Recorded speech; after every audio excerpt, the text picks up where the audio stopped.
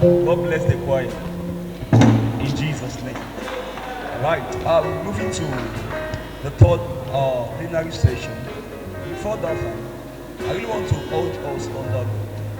You see, most often we are not being blessed, not because God is wicked, but our heart is not in the right state. Hallelujah.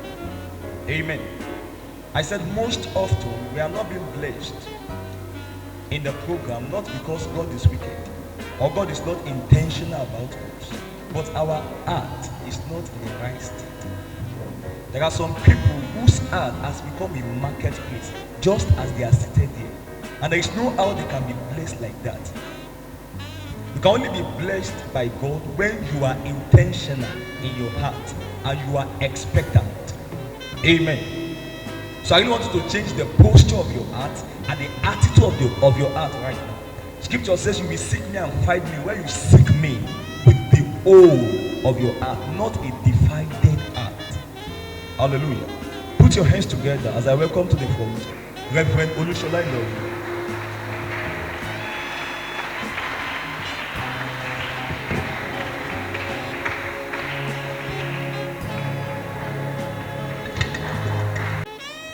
Chapter 6. Leviticus chapter 6. Don't bother looking for it in the New Testament. You will never find it there. It's in the Old Testament. Leviticus chapter 6. Are you there? If you are there, say amen. We'll read from verse number 12 to verse number 13. Let's be on our feet as we honor the reading of God's word. Leviticus chapter 6.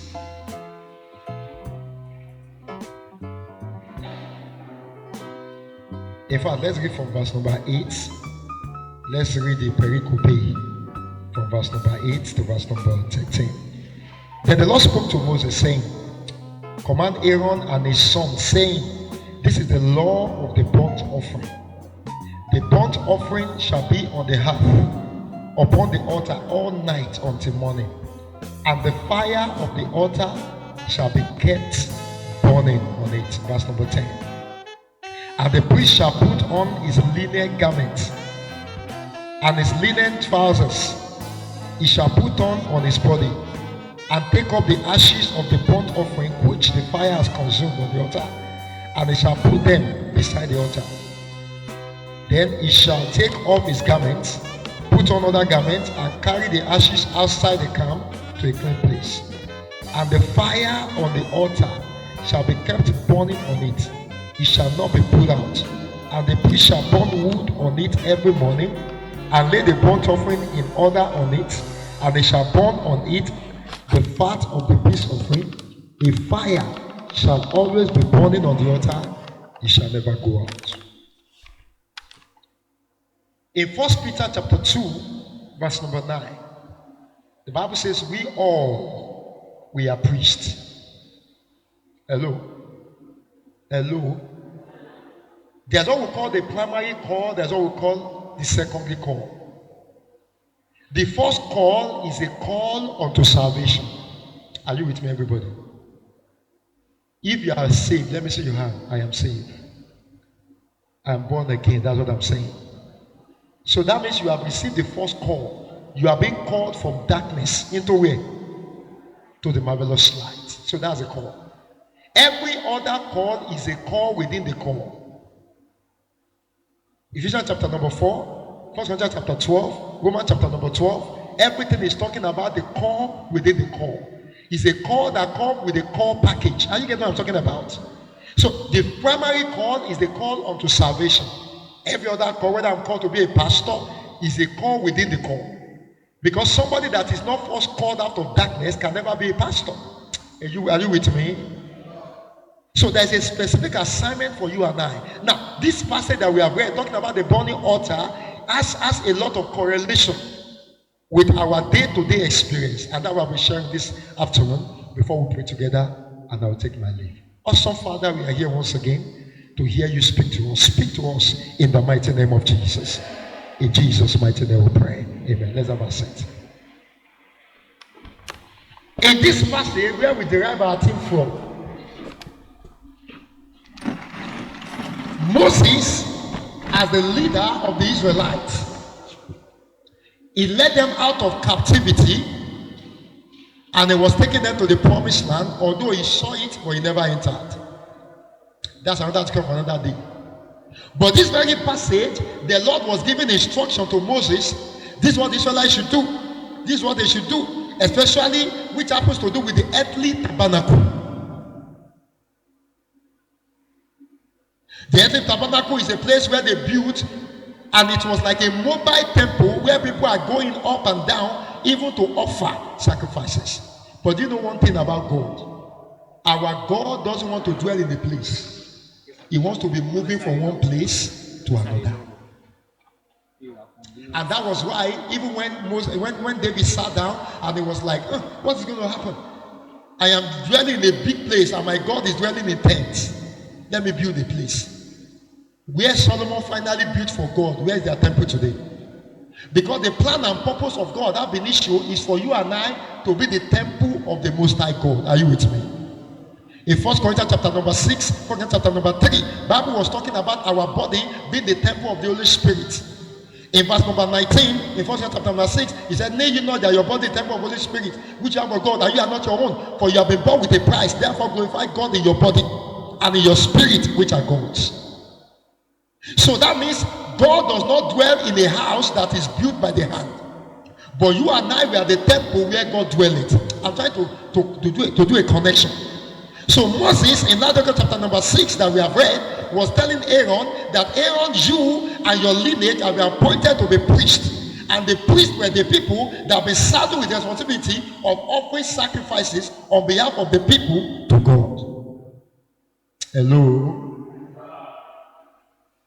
And part of the preparation for the priest is that whenever the priest will enter, even to offer sacrifice, even among the priests, we have the high priest.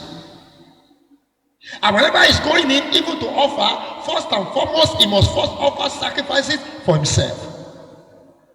You know, yesterday we didn't have the opportunity to get there.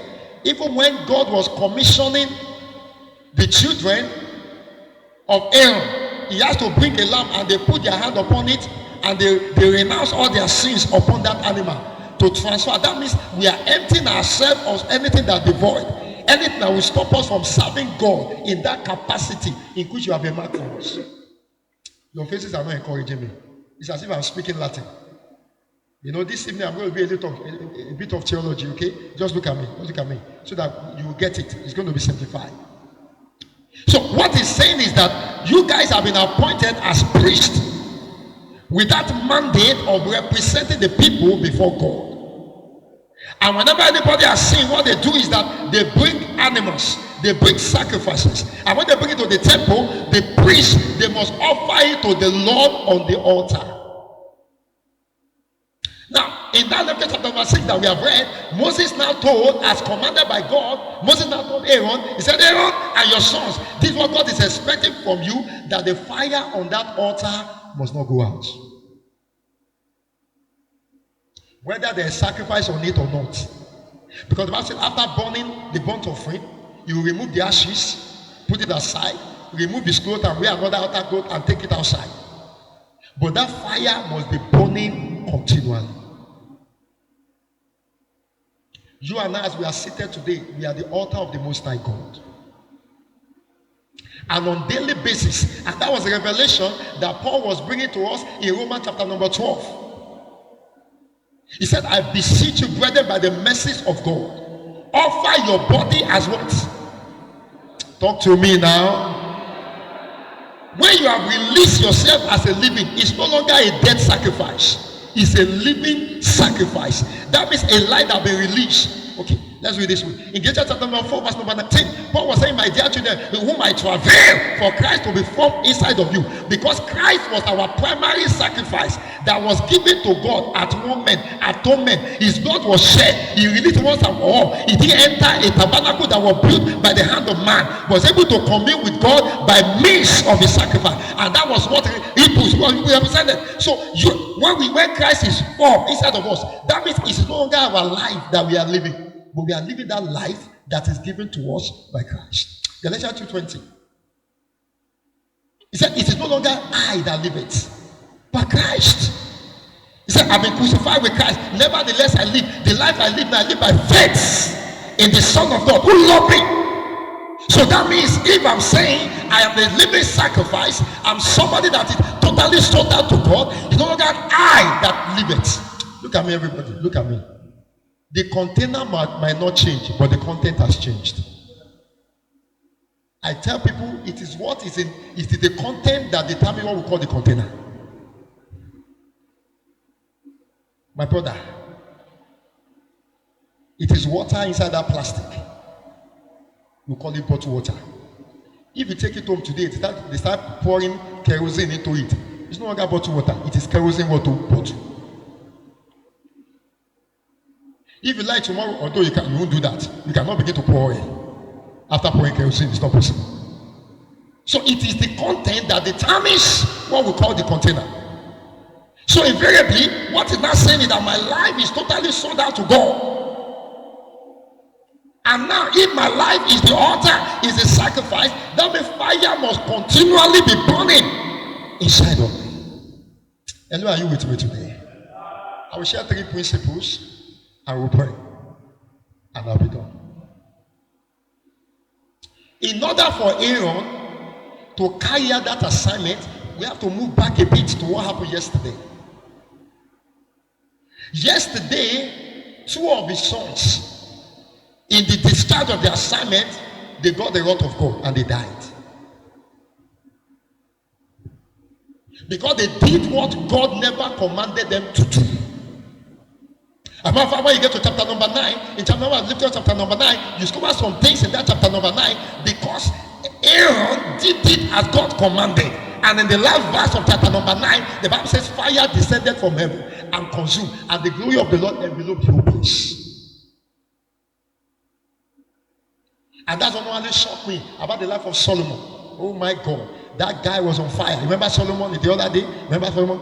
You've seen in your Bible the other day when he was dedicated to the temple, after praying, after sacrificing to God, and fire descended. Even the priest, the cloud of God was so much, even the priest could not perform their duty because God took over.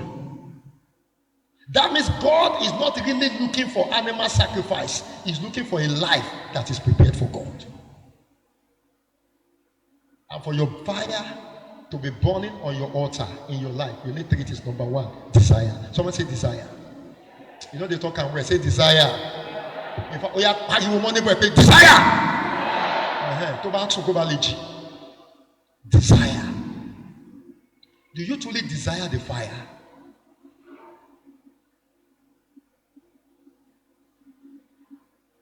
Psalm 42. The psalmist says, as the deer pant after the water brooks, so my soul longeth for you. Because the life, the existence of the deer depends on water. So that means as the deer cannot survive without water, so my life can never survive without your presence.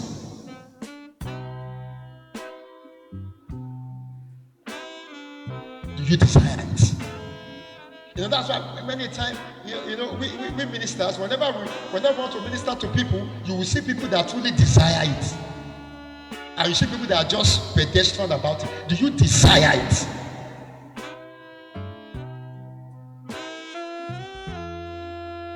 I don't know where I shared a story. Maybe it was at First Church during the prayer, whatever conference. Is it prayer conference? The last one in First Church. I don't know whether that was the prayer I shared it. A brother made me to desire this fresh fire. Thank God he's a Baptist pastor now. He was an Anglican then. Who told you, say now only when I get Holy Spirit? People get, even in Catholic, there are people that have Holy Spirit. I'm telling you the truth. Sister on fire. I was on campus. There's a Catholic sister. That sister is radical. She's on fire for Jesus. He's begin to blast on you, shock. Say, hey, you be Catholic. Say, forget that thing. This Holy Spirit. This brother saw me one day. I said, Broshola, I've shared the story. He said, Broshola, I have an appointment with the Holy Spirit. And the meeting might take a long time. Where's your phone in here? I said, which meeting? And he left. The following day he returned. He said, I told you, meeting here, meeting here. I was looking at God Sunday. He's a pastor now. So I put not together. He's in the battle. I didn't understand what they were saying. I'm talking about 1999. No, it was 1998. Talking about 1998.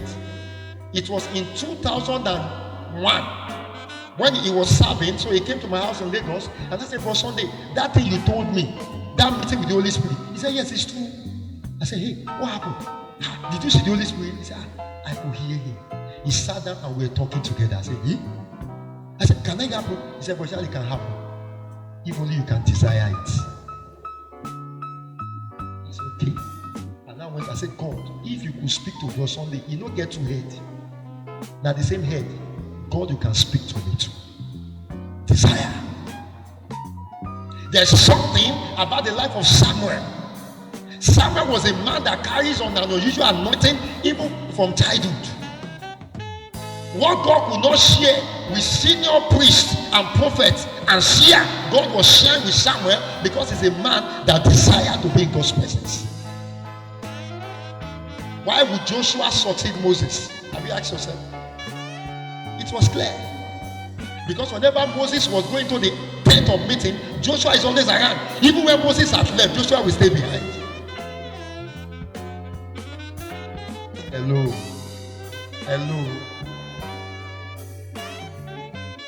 Desire. That I desire this fire. I desire this fire. And it's available.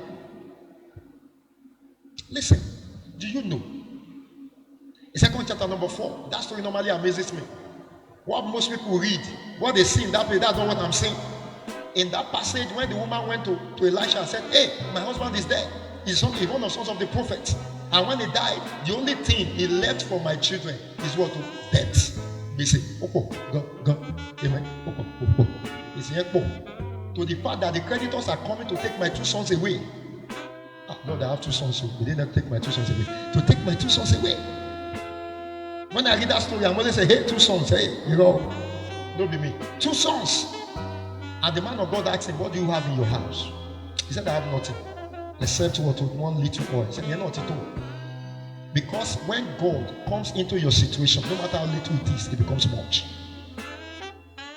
So what do you have? Say, I have nothing. Say, you're not. Say, God can do it without the oil.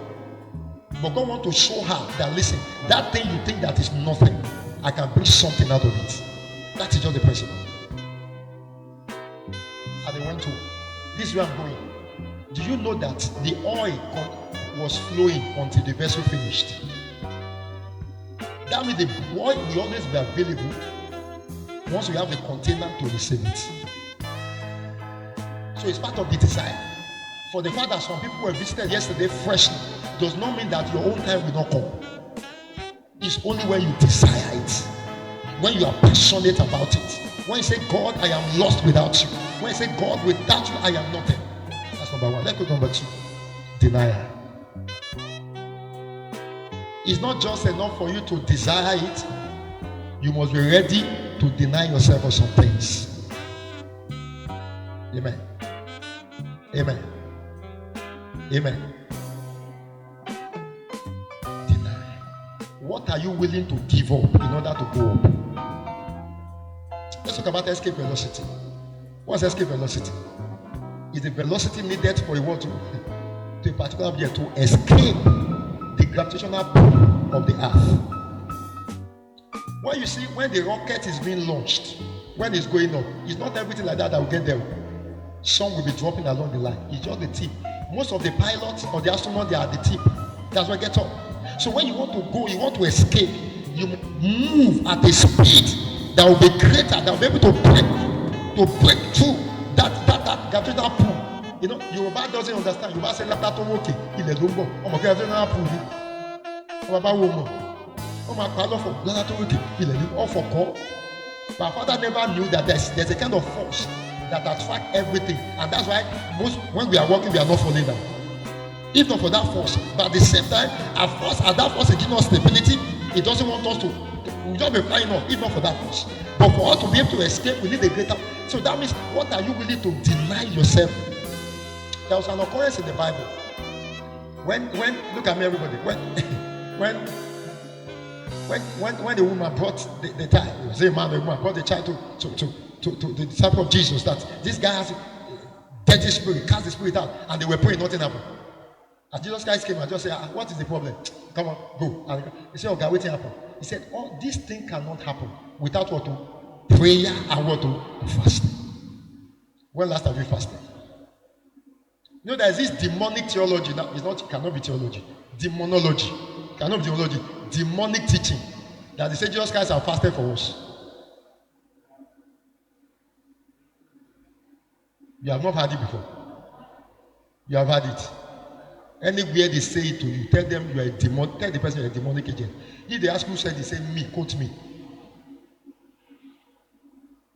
If there's anybody on earth that's supposed not to fast, it should be Jesus. Why should they fast now? Talk to me. Why should you just fast? Is it not God? But if Jesus Christ will fast,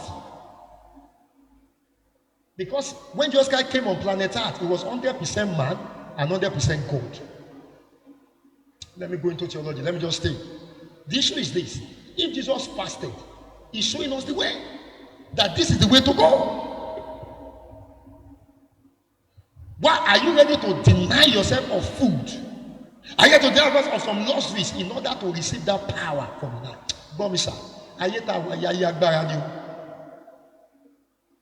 It is how much of God's fire that you carry that will determine your sustainability. Are you with me? How far you will go in life is an offshoot of the power and the fire that you carry. Haven't you asked yourself? Some people are relevant yesterday. They were on fire everywhere, but today they are nowhere to be found. What happened? Because God is always looking for vessels that are ready to deny themselves in order to contact the grace of God. Are you still with me? Are you still with me?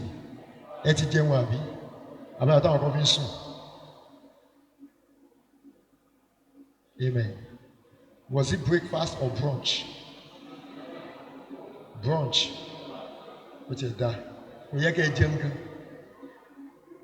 Supposed to fast. Amen. Fasting is good. Amen. Look at me. You won't die. I'm telling you, you won't die. What we need most of the time is not really food, it's just water. That's all. Amen. I know that one don't ginger now, I don't listen now. When you talk about food, you will be able to deny yourself. In every sphere of life, people that are standing in any endeavor, there are people that are ready to pay the price.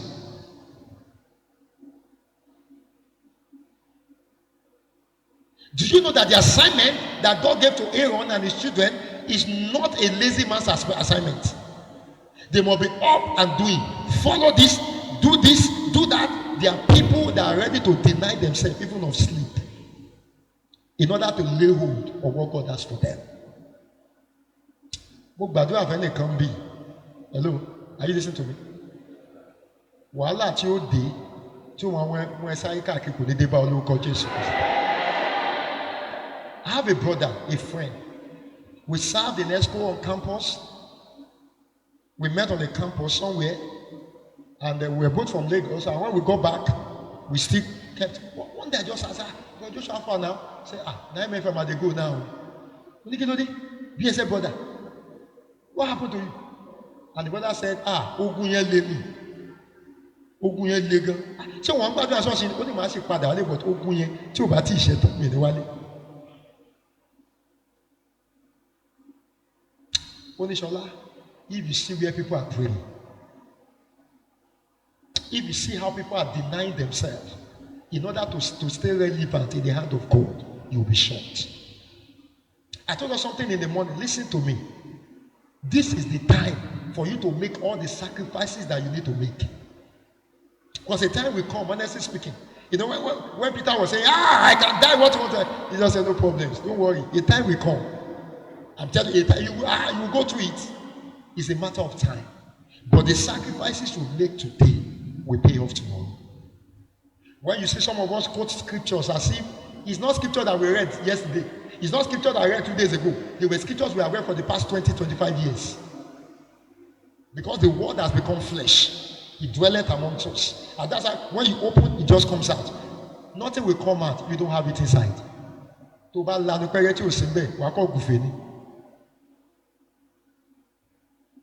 Amen. What was the first point I talked about? Thank you. Number 2. Let's talk about the third one. Devotion. Tell your neighbor devotion. Say devotion. Say devotion. What God is requesting from you and I is for us to be devoted. For as many of us that carry that fire, listen to me. Don't allow anything to knock it off your hand. For as many of us that come in contact with that experience, honestly speaking, the devil will try to take it away, but you are not going to allow it. I told all the story, was it yesterday? About 1993 experience. Remember that story I was telling yesterday about my life? In 1993, look at me, are you listening? Look at me now. If your neighbor is sleeping, tap the person. Are you Jonah? Who is Jonah here? If you sleep again, for your sake alone, I will ask everybody to stand up. So you better watch out for your neighbor.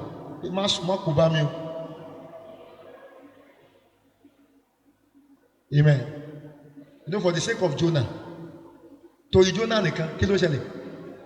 So tó bá ń sùn lẹ́gbẹ̀ẹ́ ó máa kó bá ẹ. Although you should stand up now. In 1993, I'm going. I got saved in the camp, and I got tobacco. Lo and behold, a girl was waiting for me. And she now wrote a letter to me that thing you wanted to do before, that you couldn't do, come and do it now. Let it be that thing. You know what I'm talking about. That very thing. But this is where I'm going. The girl has forgotten, although the container has not changed, but the content has changed. And I returned that letter through another person to give it back to the girl. The girl now said, I said, sorry, the person you are looking at, I've encountered a fire and we cannot go back. This is where I'm going. Do you know that girl was already pregnant? And at the being, I did something. 1993. Calculate the age, please. 26. She came to you. She wanted to be more 26 years. Tibi Udemori, Omolomo. Honestly, I might not be in ministry. All because I want to keep that fire that I've received. I just want to say that, okay, let me just enjoy that pleasure. That 1 minute, that 2 minutes, that 3 minutes can destroy my destiny. If you have not gotten anything I've been talking about, yesterday and this morning I was just loading you with points. But this afternoon I just want to share it as simple as it is. So that when we go back home, we understand what God is demanding from you. After this conference, going back home, your parents will see a brand new person. That will be true, this person has come in contact with Jesus.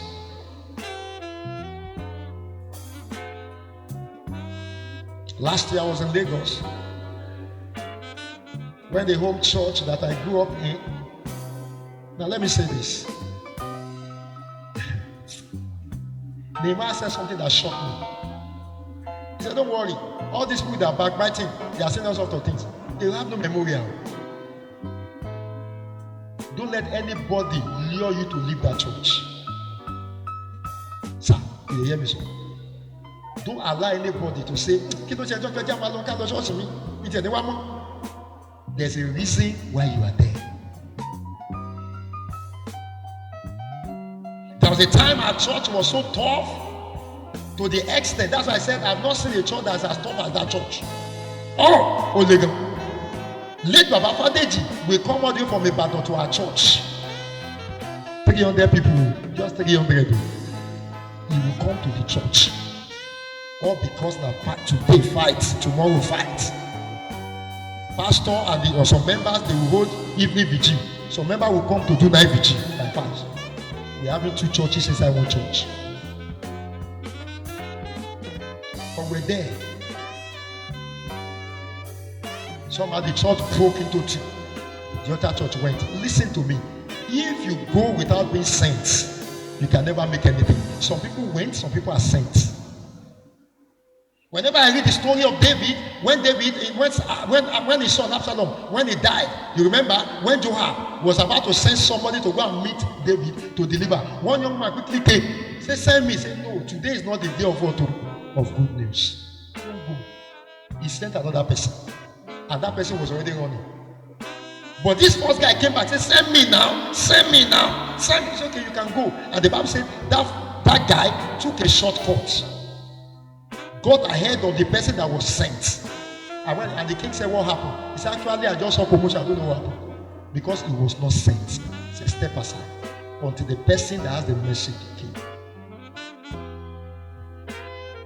This is where I'm going. So when the church was 40 years, that was what will be 3 years ago now. 3 years ago. Church was 40 years. And they were looking for pastors that have come out of that church. Whether they are pastor of the church or part of the children of the born in the church that have been pastors who will come and do revival. My name pop up. And I was the smallest. Shola should come. This is where I'm going. And when I got to that church, I just entered Nicodemusly. I sat down. People were just smiling. Goshola, PSF. Goshola is here. Goshola is here. And one of those days as I was ministering, there was a word of God that was so clear. And as I said it out, when we got home, my mother called me. Shola, wow, Onto Sole Kabalushi. When me, my mommy, me, buy just in church. Onto do what? Only she want to be correct. Well, let me money. Because I've taken time to spend time in God's presence.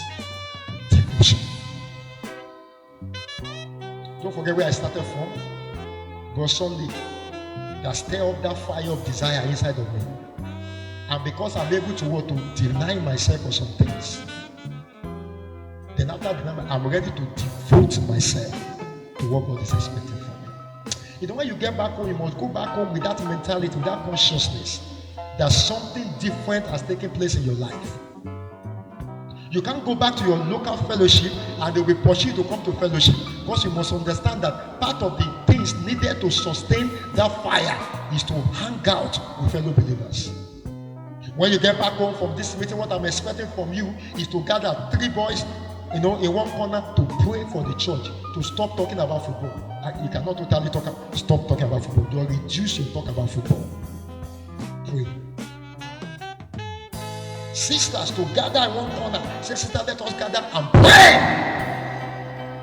Let people label you. You say, "I want to walk along that door." Is it true? You gather and you pray that, "Lord, this fire upon my life must not die." That is the message. That altar, the fire, must not go out. And for that fire not to go out, first and foremost, you desire it. Number 2, you deny yourself. Then number 3, you devote it. Let us pray. Let's be on our feet, everybody. Let's be on our feet, everybody.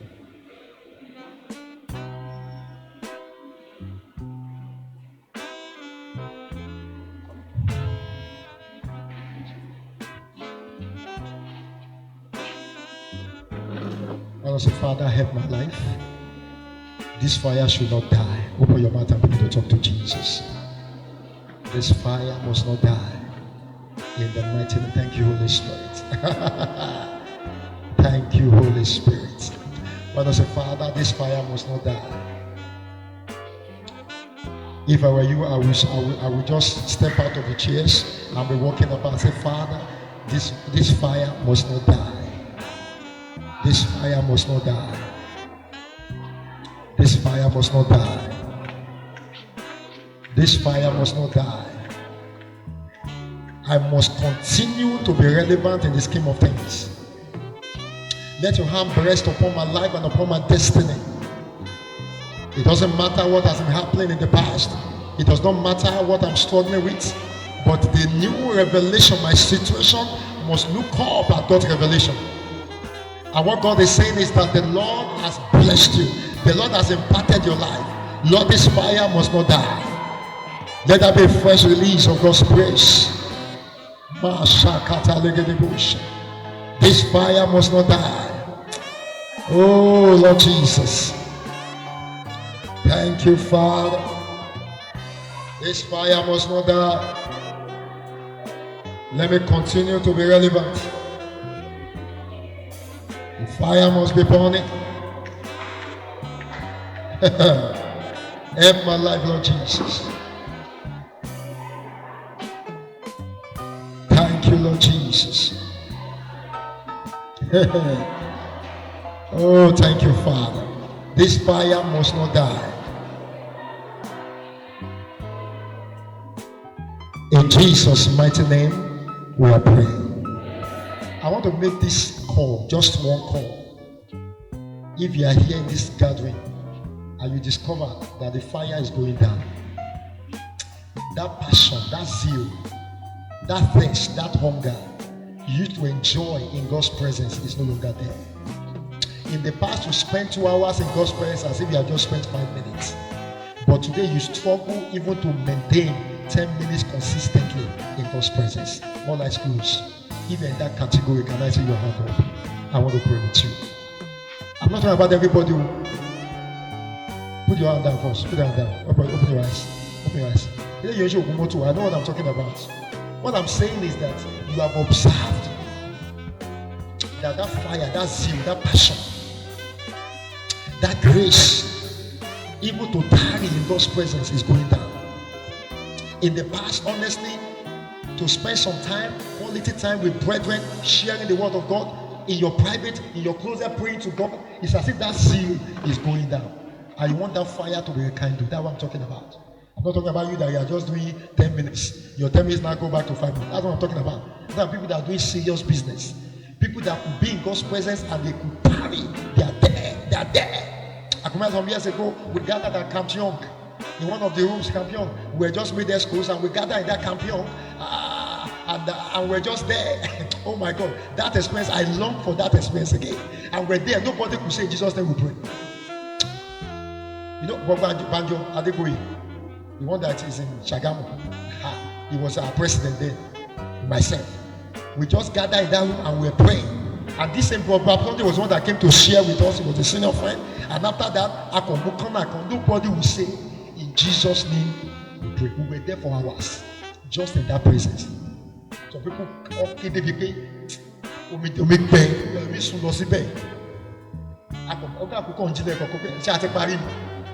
That's what I'm talking about. I'm talking about this one that they say you should pray. You are even struggling, but in your closet or your private, you are there, tarrying in God's presence. Sometimes you spend some time, apart from the church fasting and prayer, apart from the church revival, you set that time. That Lord, these social days, I'm setting myself apart. And your parents know that this person, they could see that something is happening. You know, in those days, BSF, as young as we are, my pastor will say BSF, church in tutu, church in tutu. And Sunday, we now look ourselves inside the vestry and we pray, we are so small. We are 12, 13, 14 years old. And we pray. And when we come out, and sister is just coming out to lead worship, oh my God, people will see the cloud of glory. Those days are still here. That's what I'm talking about. I'm not talking about you that you are struggling. So all eyes closed. Some people are even sitting down. They cannot stand up. Everybody stand up. I don't know what become of this generation. Even in church, when they are leading prayer, mamas and babas are standing up, and the young ones will be sitting down.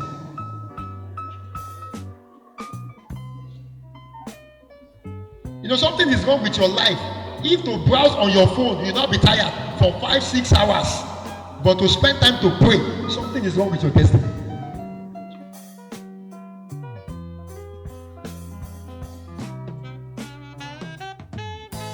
You are here for serious business.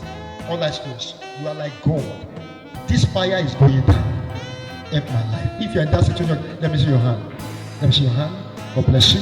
Why not begin to talk to the Father? Help my life. Help it. You know you Bodoku. Lord, help my life in the mighty name of Jesus. Lord, restore me. Restore me. Lord, reignite in me that passion, that fresh desire, that fresh release of your grace. Just talk to Jesus. The Lord is here. You discover that when you get back home, you see that passion, that zeal coming back because it's God's grace. Oh, thank you, Father. Is somebody talking to Jesus? Nobody will lay hands on you today. It's just between you and God. Why not say, Father, we try to ask for yourself. Lord, do it in my life in the mighty name of Jesus. I need it too as a person. You need it. The Lord God, rekindle that passion, that zeal in my life. That life that is totally sold out to Jesus, so that this fire will not die. Thank you, Father. In Jesus' mighty name we pray. Somebody say fresh. Somebody say fresh. Somebody say fresh. Listen, if you return home from this camp and nothing fresh has happened in your life, you have wasted your time. If you return back home from this camp and those demons terrorizing your family are still terrorizing them, then you have wasted this weekend.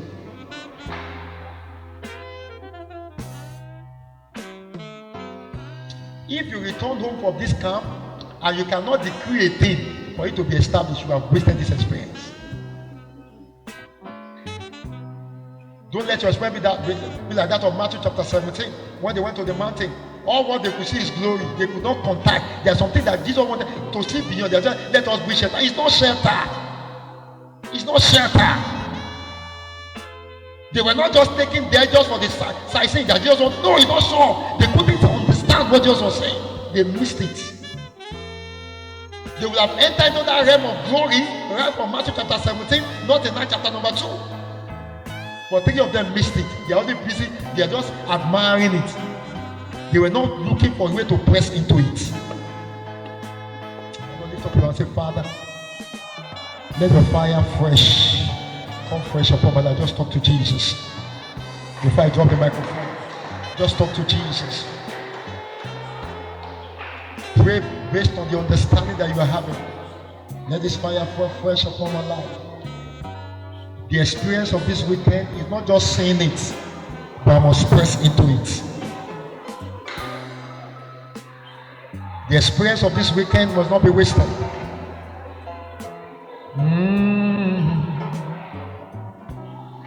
Oh, let it fall on me, Lord Jesus. The rain of your power, let it fall on me. Let it fall fresh on me, Lord Jesus.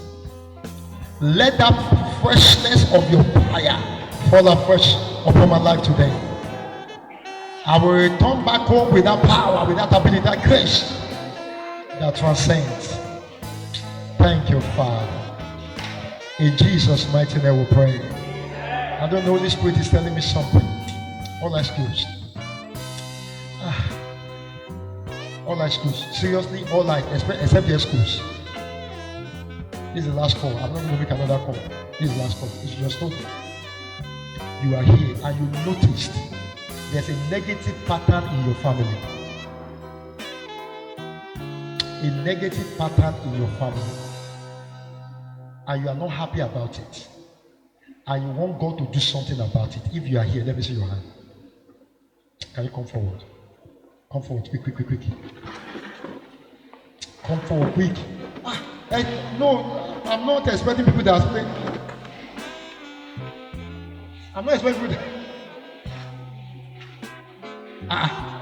She had the best.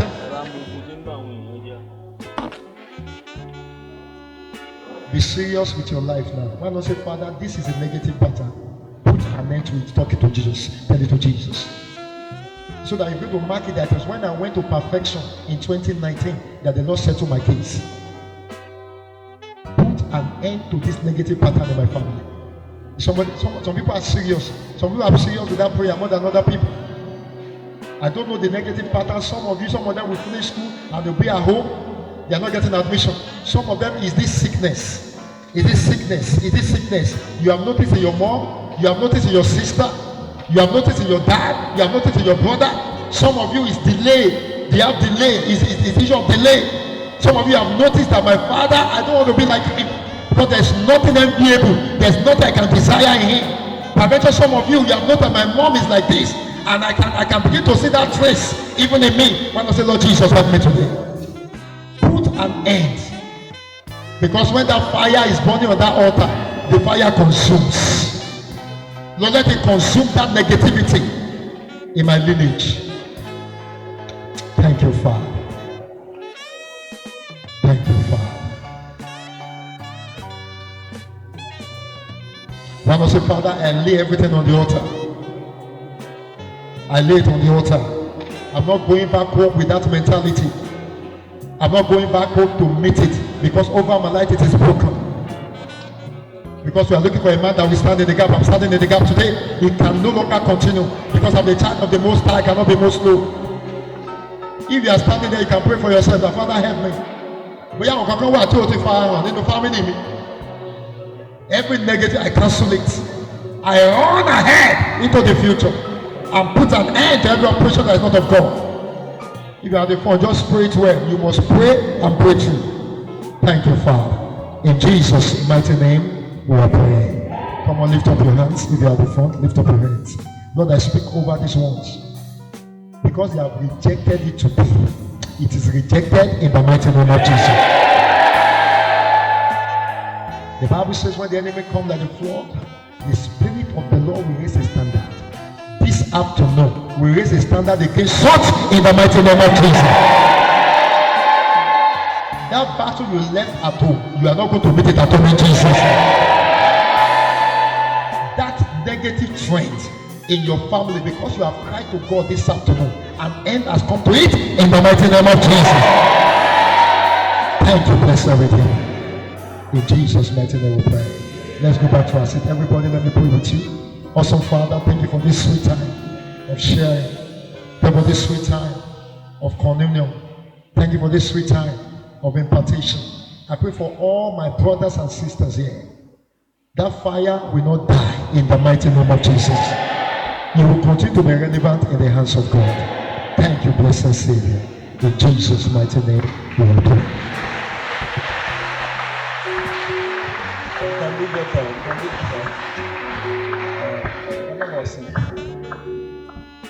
That is a wonderful ministration.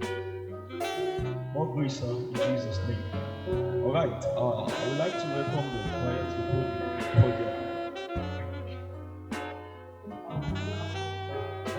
I want us to stretch out our hands to the minister of God and ask God that the Lord will bless him in return. He has impacted us. He has blessed our lives. Lord, bless him, bless his ministry. He will never be an abandoned instrument. The Lord God Almighty, who is working with him, that God will not depart from him. As for fresh anointing upon his head, pray that the grace of God will be available all the time.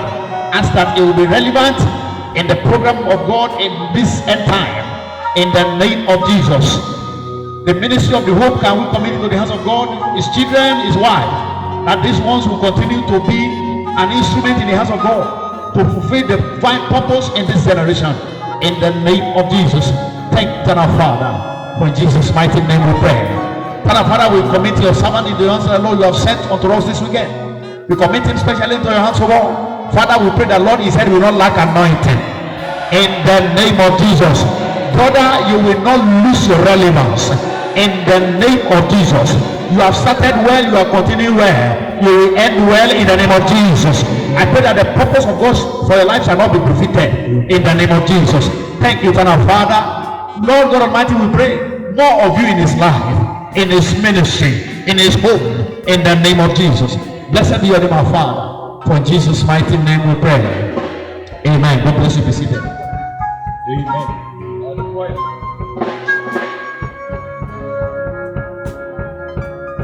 Hallelujah. Hallelujah. Hallelujah. How many of us in the house are still very much thirsty for that power of the Holy Spirit? Can I see your hands up? I'm still very much longing for that power, for more of it in my life. Hallelujah. And as you taste and longing for it. I pray the Lord will bestow upon you in greater measure in Jesus' name. This afternoon, we just want to sing a song that says, my heart, wait upon the Lord. There is a crying in my heart, a cry for the power of the Lord, a cry for the presence of the Lord, a cry for the glory of the Lord. And as we minister this afternoon, I pray, will you receive more of it in Jesus' name.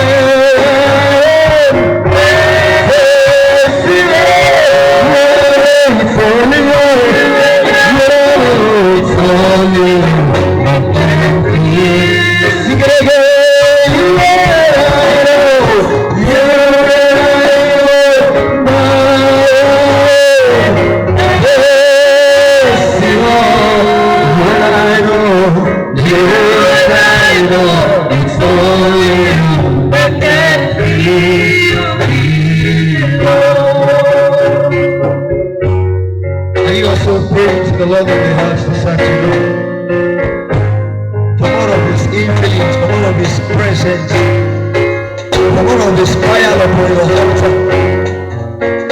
Are you also saying, Lord, I am tired of this emptiness.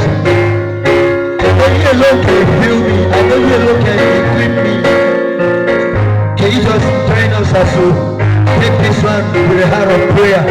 My brother said something the other time. If you want to have the presence of God in you, it is poison to how prepared your heart is. It is poison to how ready you are in your heart. I want you to join us sincerely this afternoon as we say this one. I wanna run over. I wanna run over. I wanna run over.